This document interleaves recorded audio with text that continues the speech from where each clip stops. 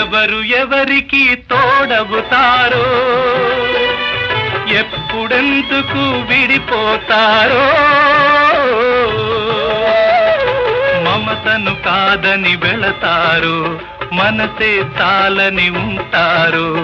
ఎవ్వరి పయనం ఎందాకో అడగదు ఎవ్వరిని, బదులే దొరకదని.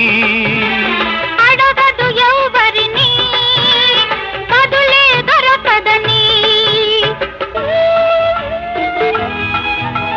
కడుపు తీపికి రుజువేముంది, అంతకు మించిన నిజమేముంది. కాయే చెట్టుకు బరువైతే చెట్టును భూమి మోస్తుందా? ఇప్పుడు తప్పును తెలుసుకొని